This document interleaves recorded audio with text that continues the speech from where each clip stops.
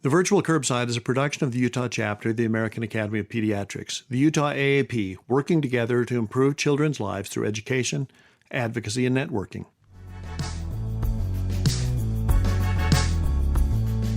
Hi, this is Paul Wirkus from the Utah AAP. Welcome to this week's edition of the Virtual Curbside, where we bring pediatric providers together with subspecialists to get smarter about all things pediatric and better acquainted as a community of caregivers.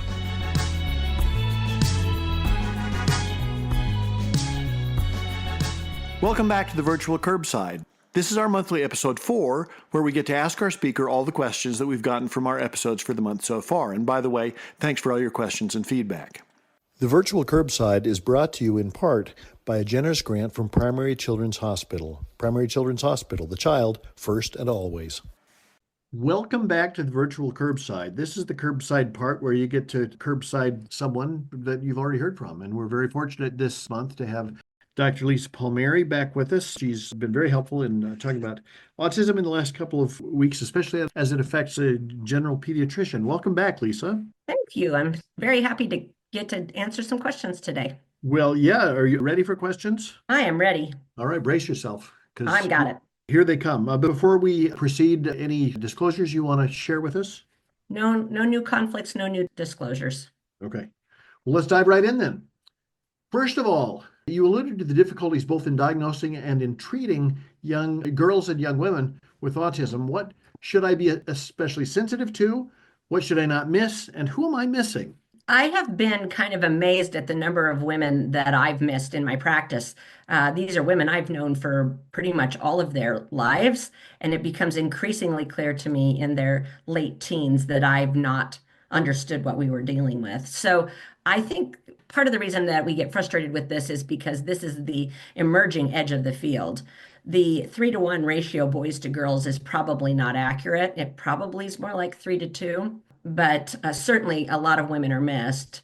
The women that I have found in my practice that were missed early on usually present as very difficult to treat mental health illness that just we can't get a handle on. So it might be an anxiety that I can't get under control despite inpatient treatment and medication and therapy and IOP, and we're still, not making any progress.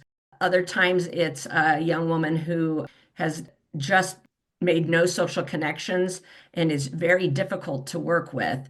So I have a couple of women that I just know they're going to be adversarial in the room when I come in, even though I've known them for 15 or 20 years, and they will tell you they like me, but they're adversarial with me every single time we meet. So that's been another clue. A third clue is often a woman who's suffered a fair number of aggressions, social aggressions or sexual aggressions. And I mentioned in our podcast from session 3 that I think that can be both they stand out, so bullies look for them, but also they don't filter very well for safe and unsafe people. They can't read the social situation well enough to tell who they should stay away from. So I've been increasingly interested in the girls because I think it helps a lot of women understand why they have struggled socially at a skill that they're supposed to have innately. We teach women this is how you're supposed to be good at this. And when you're not good at it, then what does that make you? Yeah, good point. Is it a different entity for women or just filtered differently through what we expect to be a different skill set? I think it's some of both. I think we're going to actually find a completely different set of criteria, diagnostic criteria for women. Let me rephrase that. A different emphasis on the criteria for women.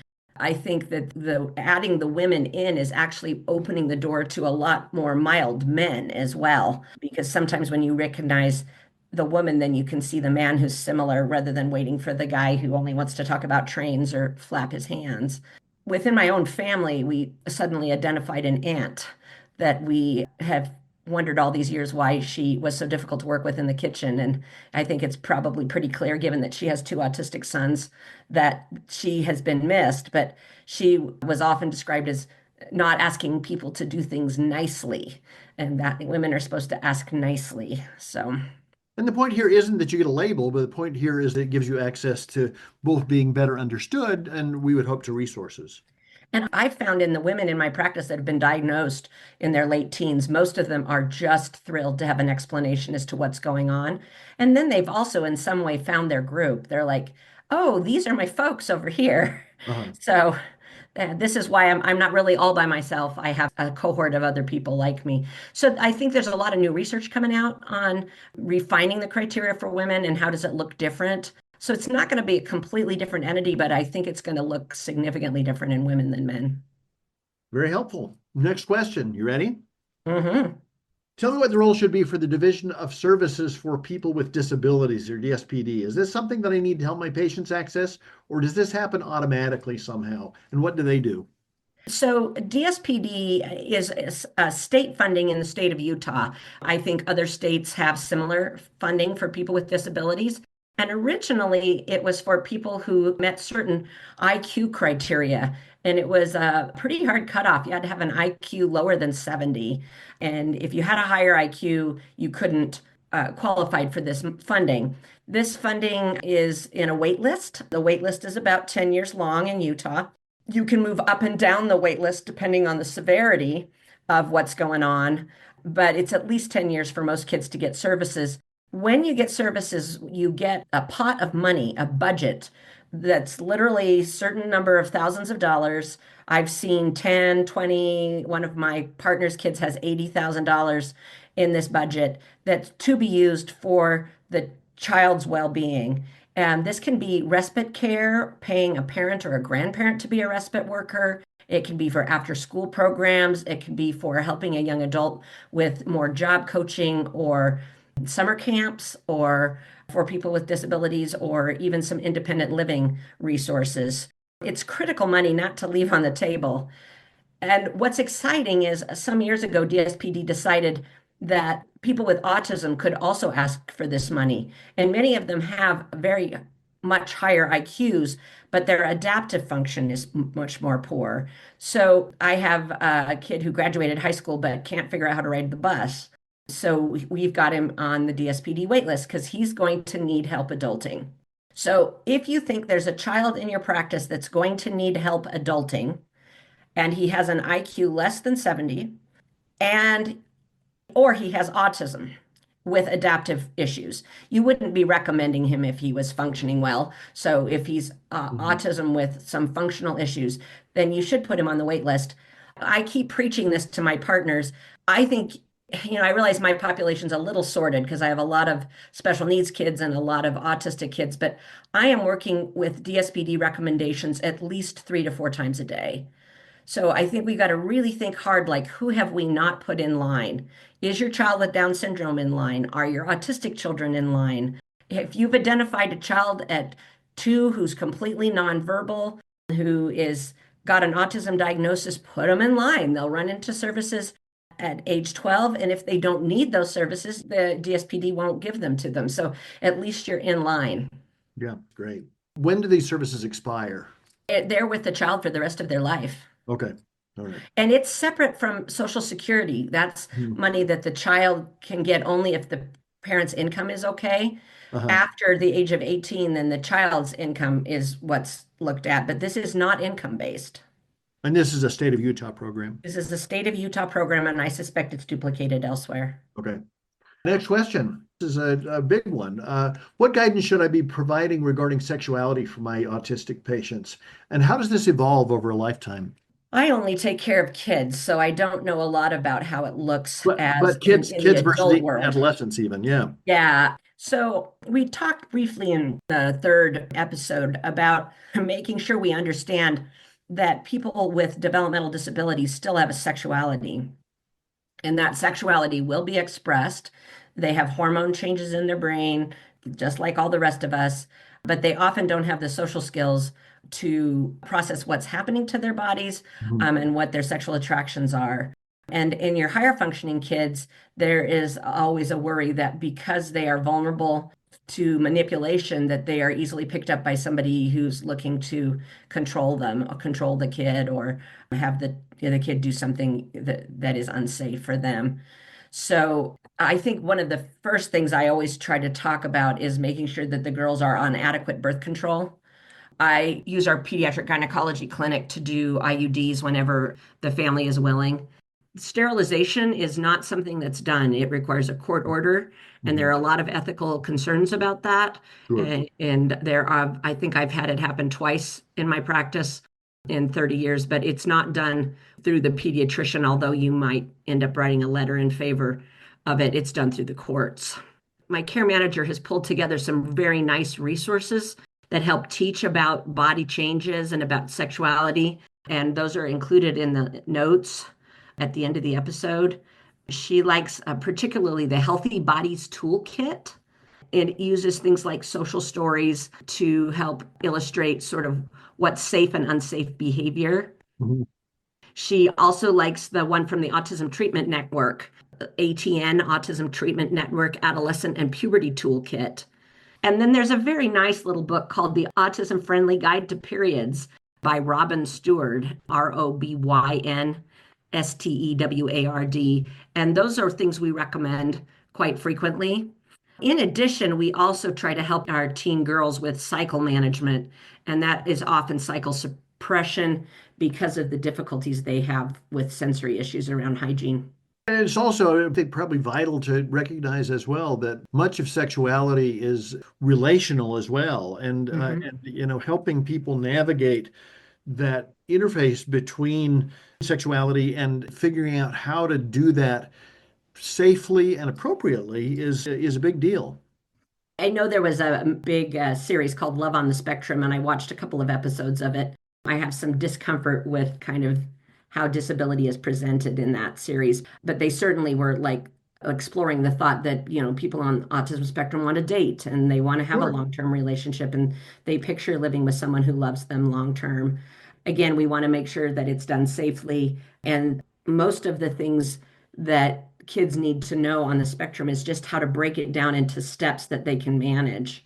So, literally, there are drawings that say, when you meet a girl, the first thing you can do is hold her hand. And they have a little Yeah. picture of holding hands, and then Right. all the way up to actual sex and which step needs to occur in which order. But teaching things like consent and boundaries and that Hmm. sort of thing is under the best of circumstances can be a challenge, but Yes, it's a bigger challenge if that's something that's more difficult for you to navigate in the first place. right. Yeah, no, very important. All right, ready for the next question? Sure. This is a big one too. I'm intrigued by your discussion of the use of occupational therapy. I suspect that this is a resource that I have been tragically underusing. Could you give me a few examples where they can be helpful? I'm in love with my occupational therapists. Sure. I am have used them both as a parent, and then I had to do a project for Intermountain when I was a much younger doctor, and I had to come up with my own project, and I decided to follow an OT around, and I got to watch what they did, and I just was like, that's the most fun you can have. So an OT works in several different areas. They can do things as easy as feeding. So if you have a young baby or a toddler on the spectrum who's extraordinarily picky, an OT can sometimes, if they're feeding trained, can do feeding therapy. And it's not a bad idea to consider doing it because of the problem constipation causes with aggression when the diet is so limited. And again, we really worry about what a 220-pound aggressive nonverbal diabetic teen might look like, Sure. and trying to manage their health.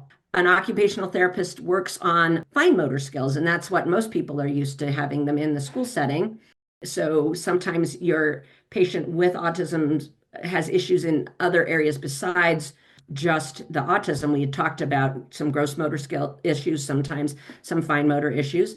The third thing they do is sensory management, and this is where I've used them the most recently. So they help us identify the sensory processing disorder in the child, and then that really helps the parent understand what environments are going to set the child off. Mhm. So I remember earlier in my practice, I had this woman who was very angry because her child didn't like the Lego store. And she thought it was the best thing she could ever give him. And he threw this monster tantrum fit. And she was so angry that he was not appreciative of the Lego. But he had autism, and the noise and the sound and the light in the crowd was more than that kid was ever going to be able to do. And I think if we had done a better job of helping her understand his sensory world, we could have set him up for success, gone at a time when it wasn't busy, wore headphones, maybe made an arrangement with the store to be there for a few minutes before they open. Lots of different ways to manage the sensory world, and then it would have been a good experience for everybody. So the sensory processing stuff, I also grab for my anxiety kids. A lot of kids on the spectrum have anxiety, but a lot of children with anxiety have sensory issues. Sure. And that's why they're anxious, is because the world does not feel comfortable. So I've started asking a lot of sensory questions of my highly anxious patients because the OT can bring in neurological calming behaviors.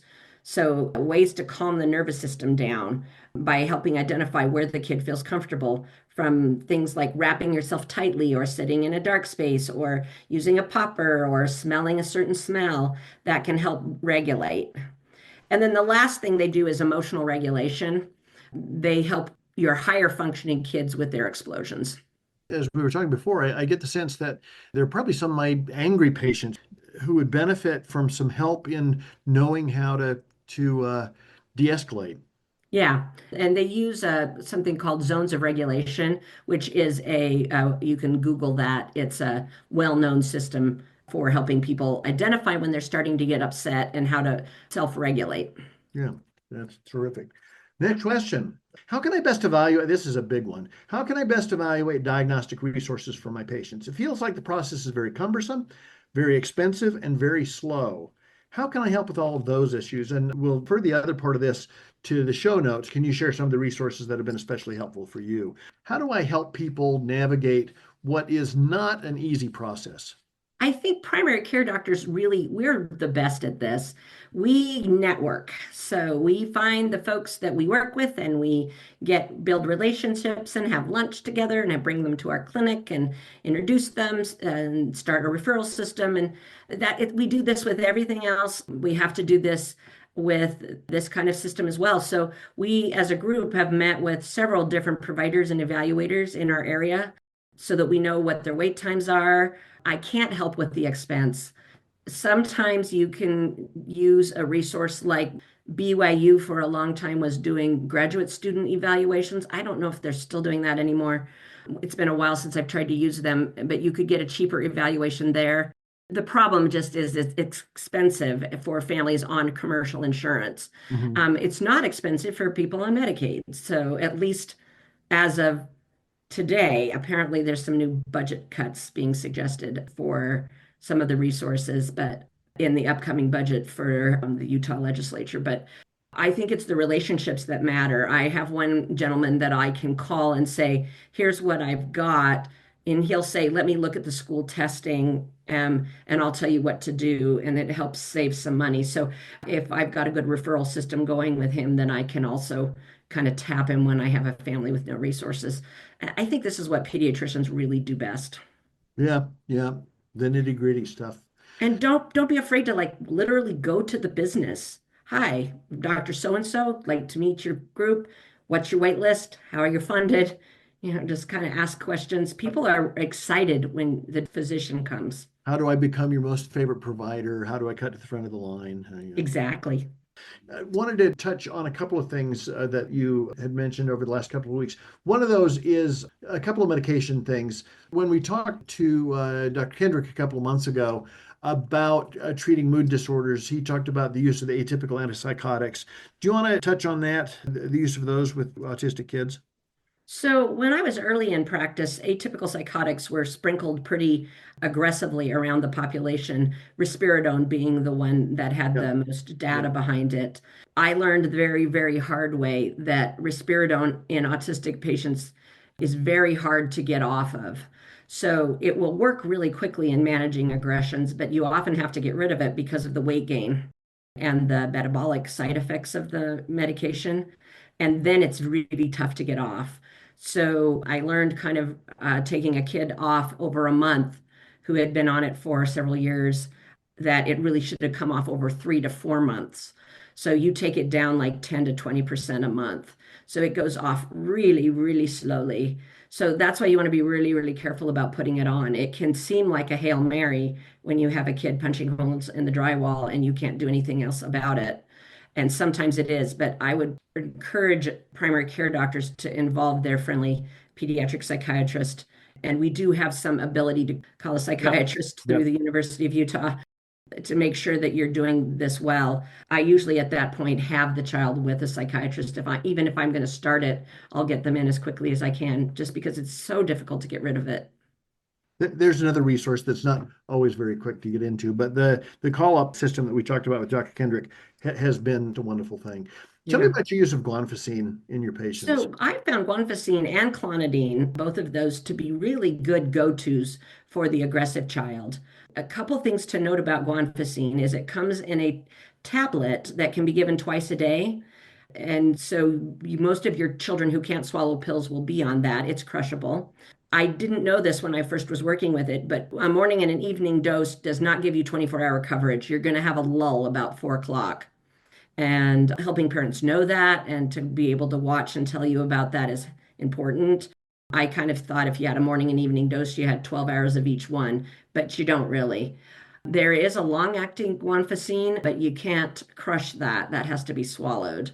And some of my kids just are much more sedated on that long-acting, even at the same dose as 2 short-acting. So I've tended to see a lot of use of the guanfacine as a first-line management of aggressive behavior from the pediatrician. And I think it can be done really well and really safely. I would start at 0.5 milligram at night, then add 0.5 milligram in the morning and titrate up from there, probably maxing out at 2 milligrams twice a day before you start to talk to your psychiatrist. I get the sense that it's nice with impulsivity generally, and so Right. Yeah. Well, final question. So what do you do to make sure that both your physical practice as well as your practice are friendly to your autistic patients?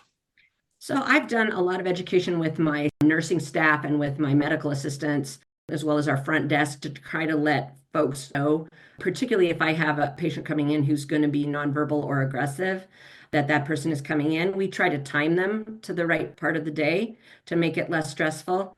I had one young man who would run laps around inside the clinic after hours because that's the only way we could see him.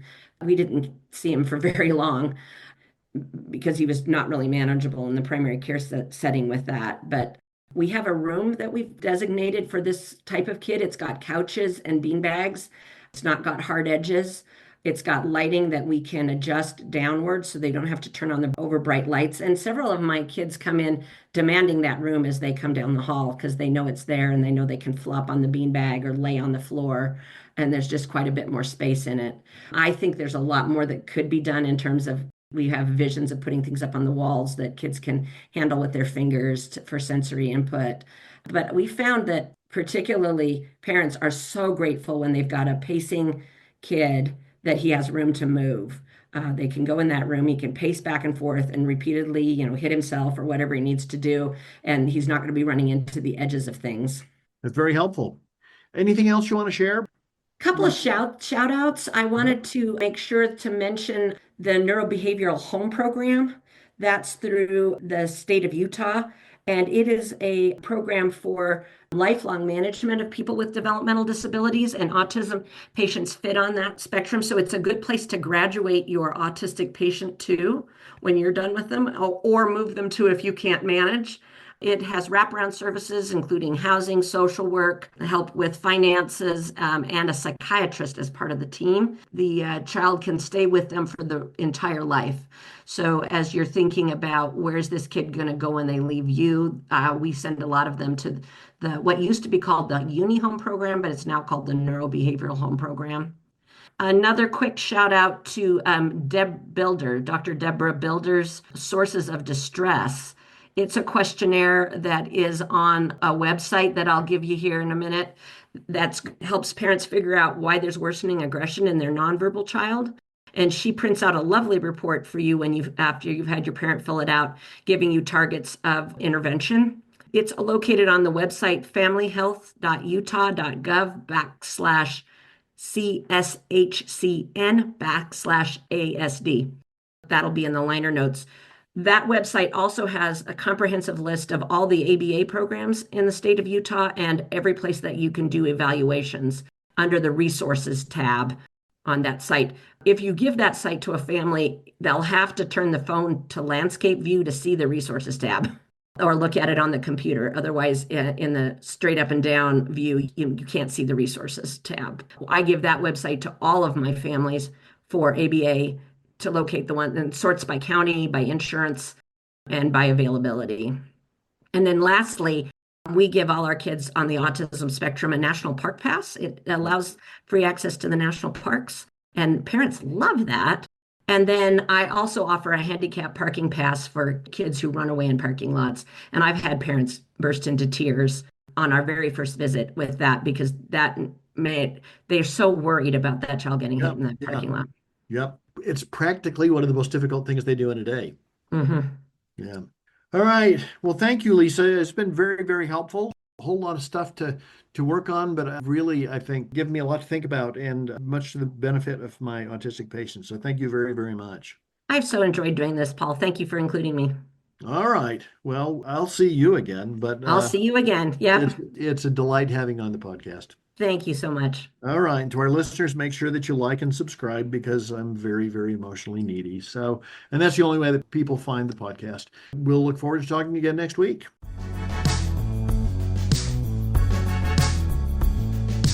Thanks for joining us. We look forward to getting together again next time. The virtual curbside is available on iTunes or wherever you find your other favorite podcasts. Be sure to like us and subscribe. We want you to like us both because we're needy that way, and because that will help other listeners like you find us. Check out our website, vcurb.com, for supporting materials, schedules, and other great stuff. The Virtual Curbside is an educational production of the Utah chapter of the American Academy of Pediatrics. The opinions expressed in this podcast, while carefully considered, are ultimately the opinions of the presenters and not necessarily of the American Academy of Pediatrics or our employers. And remember, the content of this podcast shouldn't be seen as a substitute for seeking actual personal medical care. If this is an emergency, hang up and dial 911. Otherwise, schedule a visit with a caring healthcare provider to try to get to the bottom of your concerns. None of this could happen without Elisa Stoddard, our extraordinary executive director of the Utah AAP. Many thanks to Tim Cosgrove for his help on the website and logo design. Production design and editing thanks to Phil Wirkus, who also composed the theme music. See you next time.